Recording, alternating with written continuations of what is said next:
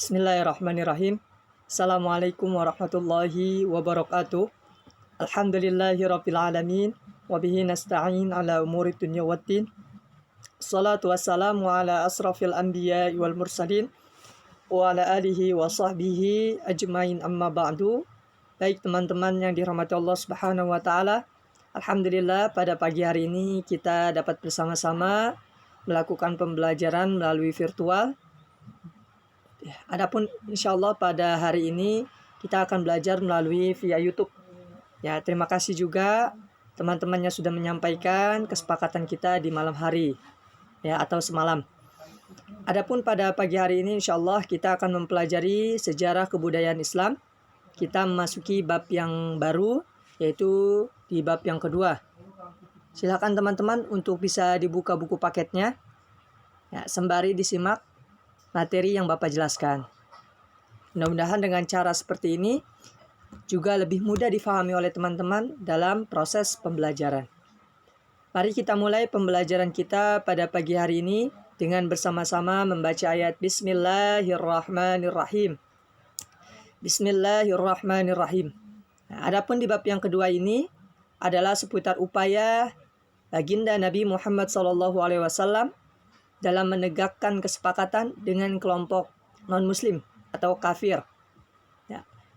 Jadi Rasulullah SAW melakukan, ya, program atau kegiatan yang tentunya juga menghormati dari orang-orang kafir atau orang-orang non-muslim, terutama mereka yang tinggal di wilayah Madinah.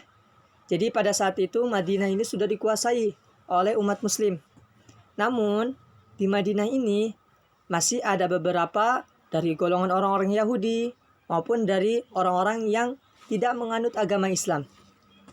Nah, oleh karenanya Rasulullah SAW atau baginda Nabi Muhammad SAW tidak langsung mengusir mereka, tidak. Ya, namun Rasulullah tetap menghargai mereka, sehingga bagaimana Rasulullah menghargai mereka? Yaitu dengan dibuatlah sebuah piagam Madinah. Ya, piagam Madinah itu sebuah perjanjian, ya, antara orang-orang Muslim dengan orang-orang Yahudi dan dengan orang-orang yang lainnya atau orang-orang non-Muslim atau orang-orang kafir. Ya, kalau di sini di buku penyebutannya non-Muslim, ya. Kalau kita biasa menyebut orang-orang kafir. Mengapa orang-orang kafir? Karena orang-orang kafir adalah orang-orang yang menutup dirinya. Menutup diri dari apa, Pak? Menutup diri dari rahmat Allah. Mereka tahu bahwasanya agama Islam adalah agama yang benar, namun mereka masih menutup diri terhadap keyakinan mereka. Oke, di sini ada beberapa orang, ya, dengan suku-suku yang bervariatif, yang bermacam-macam, ya, sehingga mereka saling bersatu, mereka saling bersama, saling damai, bertoleransi, sehingga inilah yang dikatakan Bhinneka Tunggal Ika, yaitu berbeda-beda tapi tetap satu jiwa, satu raga. Nah, inilah yang ada di Indonesia. Maka teman-teman tidak heran ketika mendengar Bhinneka Tunggal Ika, Bhinneka Tunggal Ika. Karena Indonesia, ya, memiliki suku yang sangat banyak, daerah yang sangat luas, bermacam-macam, sehingga dengan perbedaan-perbedaan itu tidak membuat mereka saling bertengkar, namun mereka saling damai, saling bersatu dengan prinsip Bhinneka Tunggal Ika. Oke, baik. Nah, di sini ada, tahukah kamu piagam Madinah? Nah, mengapa perlu adanya piagam Madinah? Ya, piagam Madinah, apa itu piagam Madinah? Nah, piagam Madinah adalah sebuah kesepakatan, ya, antara umat muslim dengan kelompok-kelompok yang lainnya, terutama orang-orang Yahudi. Ya. Untuk apa, Pak? Agar mereka bisa saling hidup berdampingan, tidak bermusuhan, tidak terjadinya bentrok. Ya, namun mereka hidup damai dan rukun di kota Madinah. Maka dibuatlah sebuah piagam atau perjanjian Madinah. Ya. Kemudian sehingga ketika mereka menjalankan ibadahnya mereka masing-masing, baik orang Yahudi, umat Muslim dan lain sebagainya, ya, mereka bisa melakukannya dengan aman, bisa melakukannya dengan nyaman, dan yang lainnya agar saling menghormati. Ya, demikian yang dilakukan oleh Rasulullah agar menciptakan tasamuh atau toleransi atau kepedulian antara sesama perbedaan agama tersebut. Maaf. Oke, baik. Sekarang kita masuk ke di halaman sini 20. Ya, tentu Indonesia mempunyai beragam agama. Nah, di Indonesia ada berapa, Pak? Yang umumnya itu di Indonesia ada 6. Yang pertama yang paling banyak mayoritas adalah kaum muslimin, umat Islam, kemudian Kristen, Protestan, ya, kemudian di situ ada Buddha, kemudian ada Hindu, ada Konghucu, ya. Nah, ada juga beberapa yang menganut kepercayaan-kepercayaan yang ada di daerahnya masing-masing. Nah, adapun semua agama yang ada di Indonesia yang berbeda-beda atau semua daerah yang berbeda-beda kepercayaannya, maka mereka terikat diri mereka dengan Bhinneka Tunggal Ika. Ya, Bhinneka Tunggal Ika. Ya, berbeda-beda namun tetap satu, tetap berdamai, tetap berjuang bersama untuk senantiasa menjaga Indonesia. Ya. Nah, adapun Indonesia jelas bahwasanya mayoritas atau penduduknya itu lebih banyak didominasi atau ditinggali oleh orang-orang muslim. Dan kita di Indonesia ya orang-orang Indonesia meyakini bahwasanya adanya Tuhan yang Maha Esa, ya.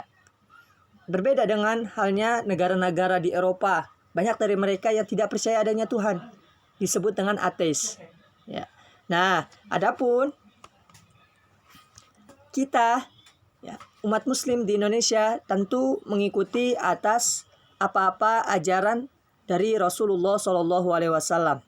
Yang mana seperti apa? Ya, Rasulullah mengajarkan agar kita walaupun berbeda agama agar bisa saling menghormati, agar saling toleransi, agar saling peduli, ya, agar saling bergotong royong, saling bantu membahu.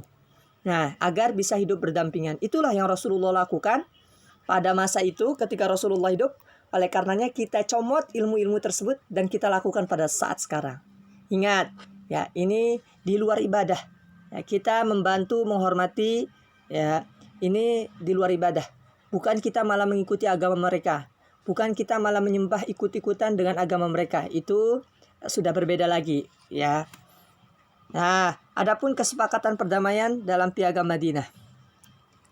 Ya, jadi jelas bahwasanya tadi Madinah ditempati oleh beberapa agama, terutama mereka yang mayoritas umat muslim, kemudian ada juga orang-orang Yahudi dan orang-orang yang lainnya.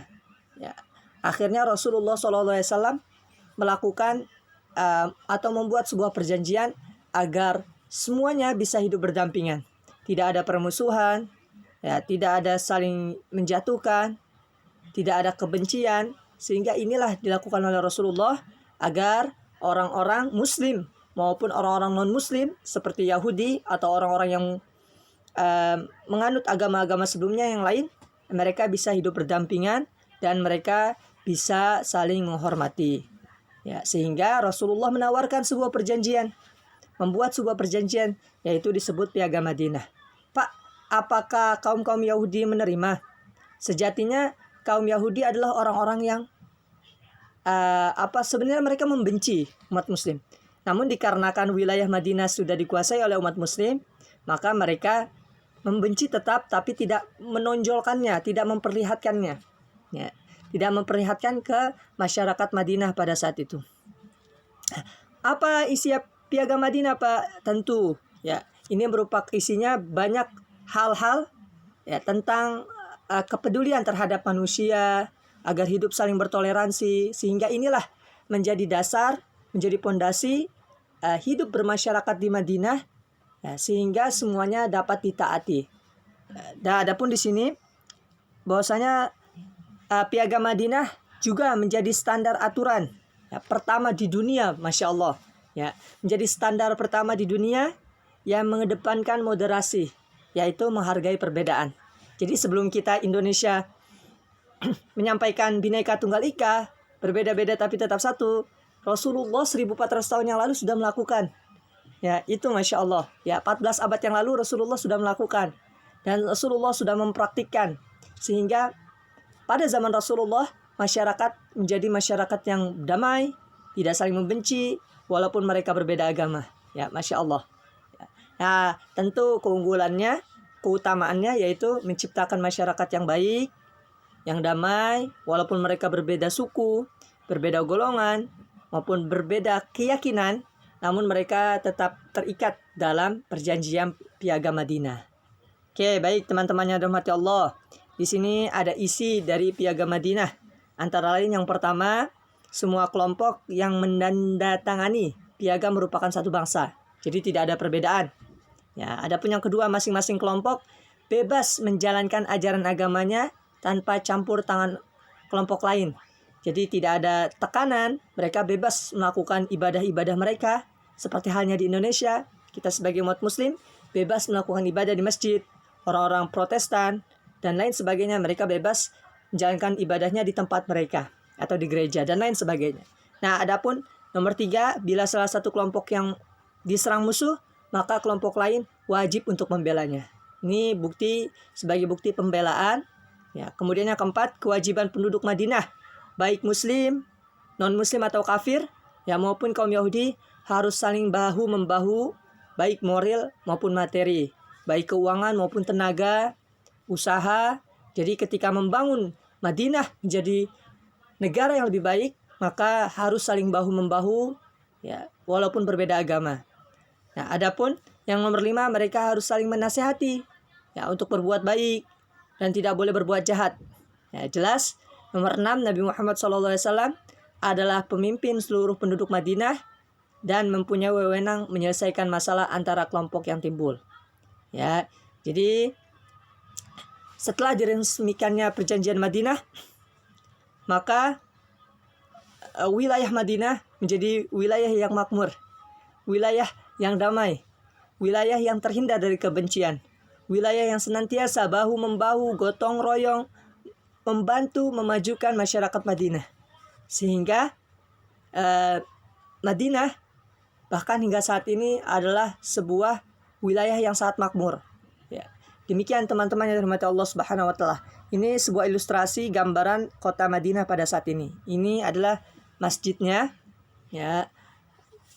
Nah, inilah salah satu gambaran di mana sekarang Madinah menjadi wilayah yang makmur, yang maju, sangat maju, yang modern, ya, walaupun sudah diajarkan oleh Rasulullah 1400 tahun yang lalu, ya, menjadi wilayah yang sangat luar biasa. Nah, bahkan setiap orang muslim ketika mereka beribadah umroh maupun haji, maka ini mereka akan berziarah atau mengunjungi kota Madinah tersebut. Demikian teman-teman yang dirahmati Allah, kurang lebihnya Bapak mohon maaf. Semoga dapat difahami dan dapat dicerna. Demikian, Assalamualaikum warahmatullahi wabarakatuh.